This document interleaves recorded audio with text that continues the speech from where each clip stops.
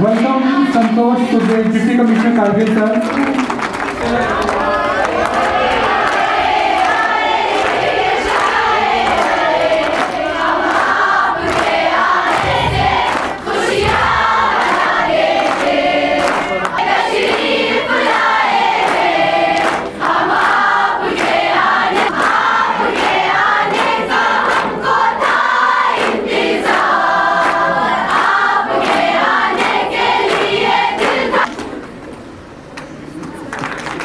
Thank you sir. एक खतक और with the token of honour DC साहब को भी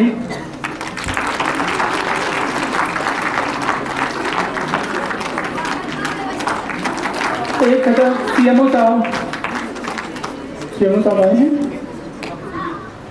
जी। हमारे दूसरे गेस्ट जी को भी thank you sir. From Government Girl High Secondary School and High Secondary School, today's presentation.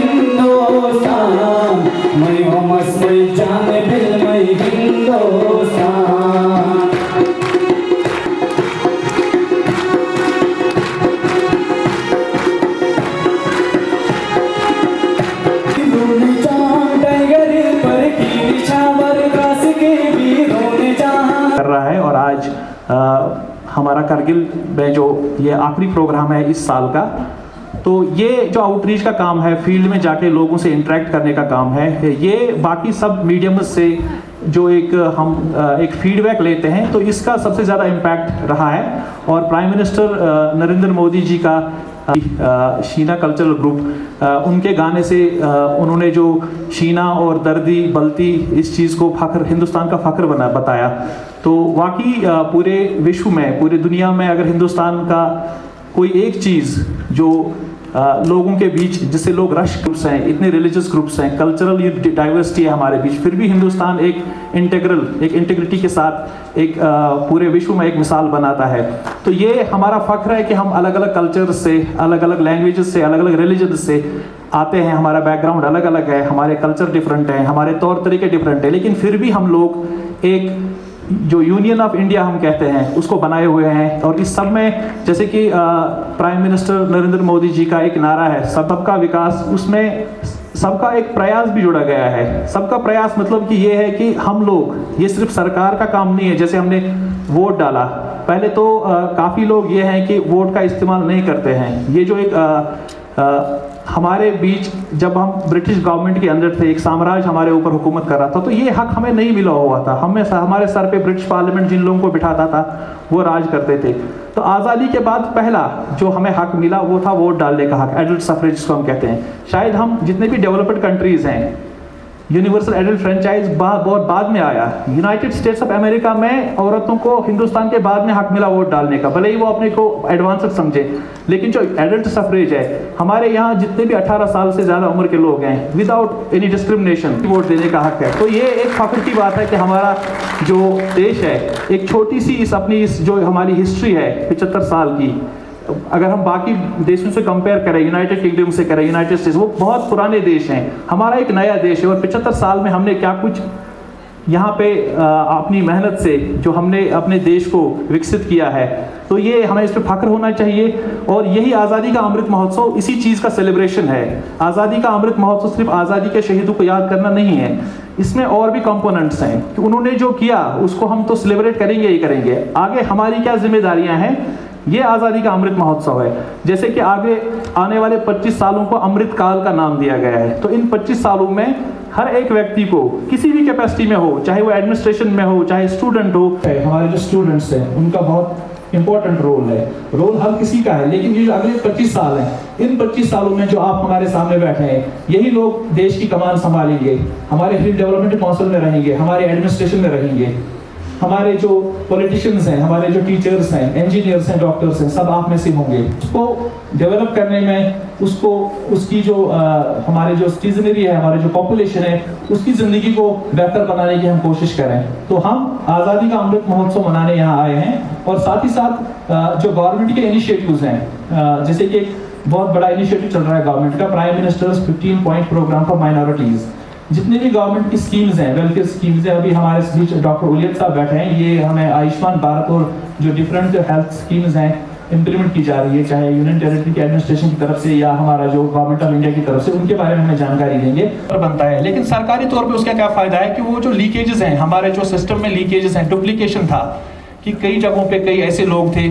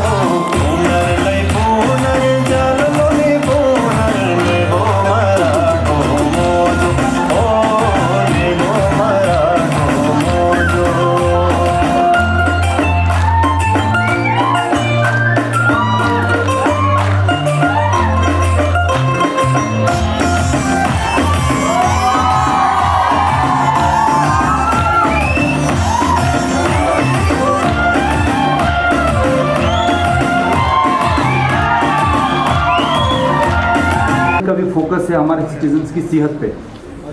Government के आप बिलीव नहीं करेंगे, गवर्नमेंट आपको अपने सेहत का ख्याल रखने के लिए आपको इंसेंटिव देता है।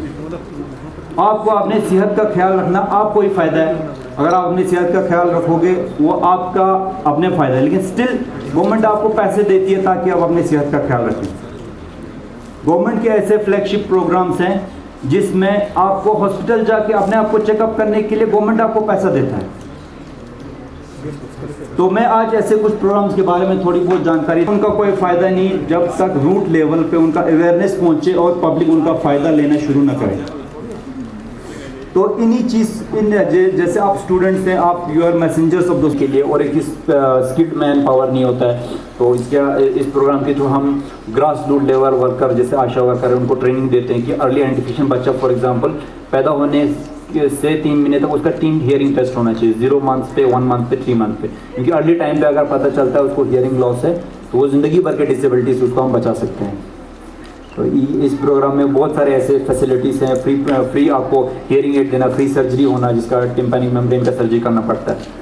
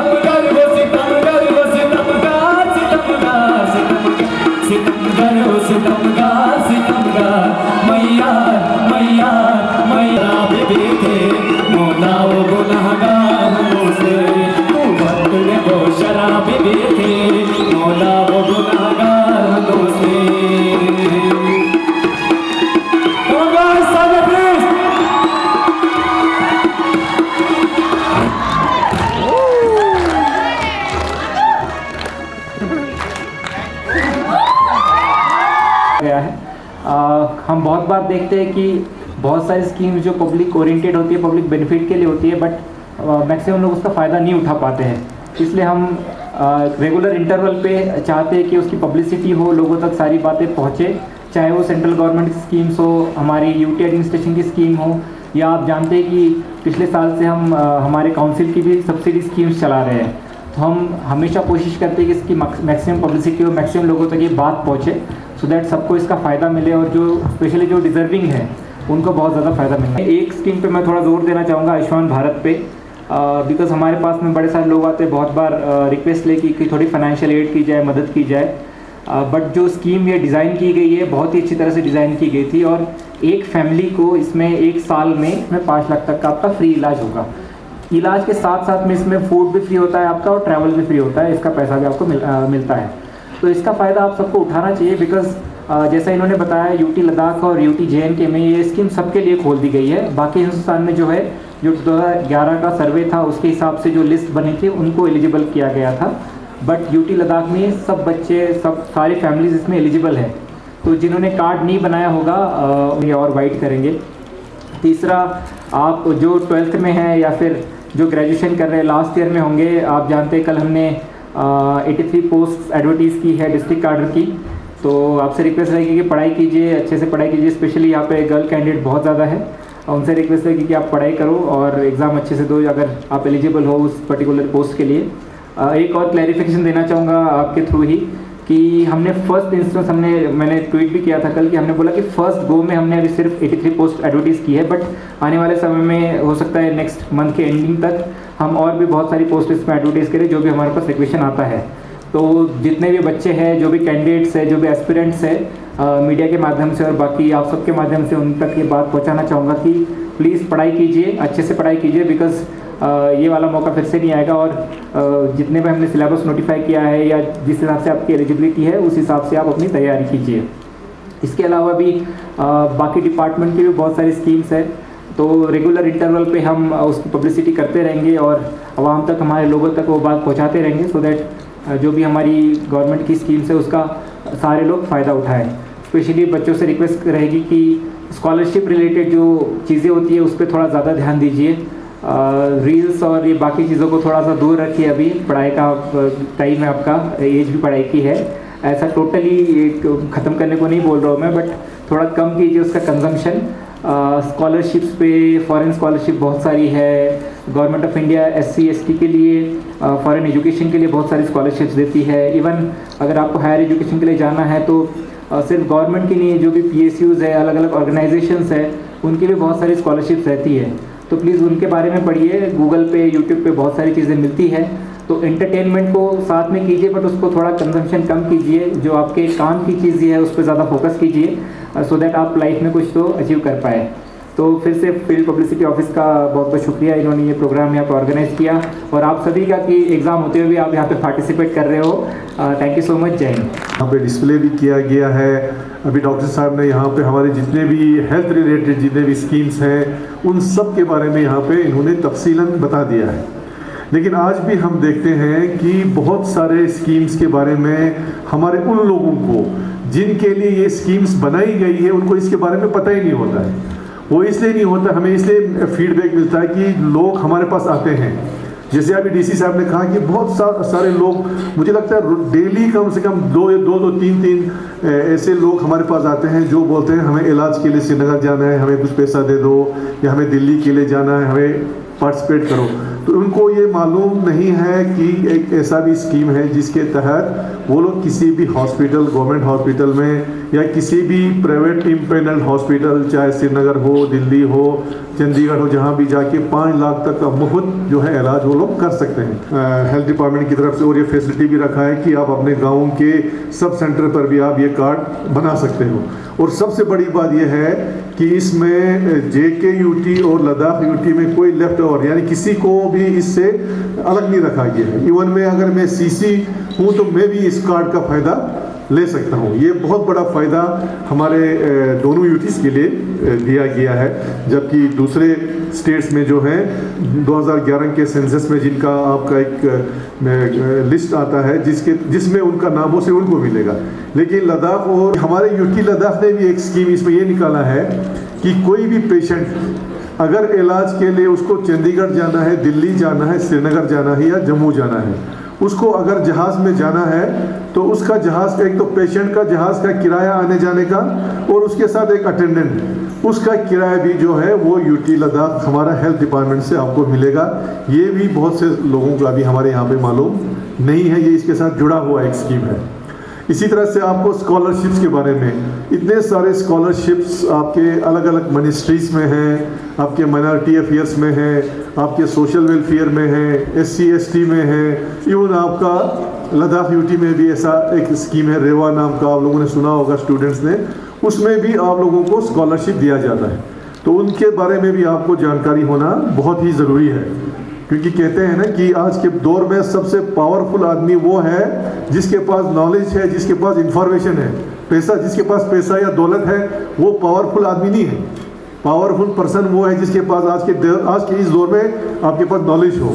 अगर आपके पास इंफॉर्मेशन हो किसी भी गवर्नमेंट के स्कीम के बारे में अगर आपको मालूम है तो आप उस गवर्नमेंट डिपार्टमेंट में जाके पूरा आर्ग्यू कर सकते हैं उस ऑफिसर के साथ, हर किसी के साथ। जबकि अगर आपके पास मालूम, आपको अगर इंफॉर्मेशन नहीं होगा तो मतलब वो घुमा के फिरा के अपना वो कर देते हैं। अगर आपके पास इंफॉर्मेशन है तो कोई आपको इग्नोर नहीं कर सकता। इसलिए हमारे डिप्टी कमिश्नर कारगिल श्री संतोष सुखदेव साहब का और उनके साथ हमारे बीच डिपार्टमेंट ऑफ हेल्थ से डॉक्टर उलियत अली जी और साथ ही साथ हमारे DIPR के जितने भी साथी हमारे साथ, चाहे टेक्निकल टीम हो या हमारे जो बैक ऑफिस में जो काम कर रहे हैं, उनका शुक्रिया अदा करना चाहूँगा।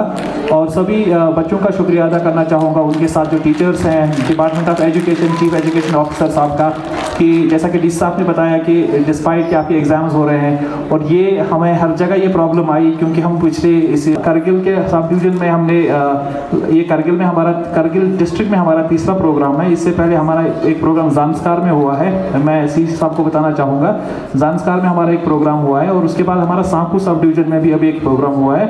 तो वहाँ पे हमने जो PRIs हैं, ICT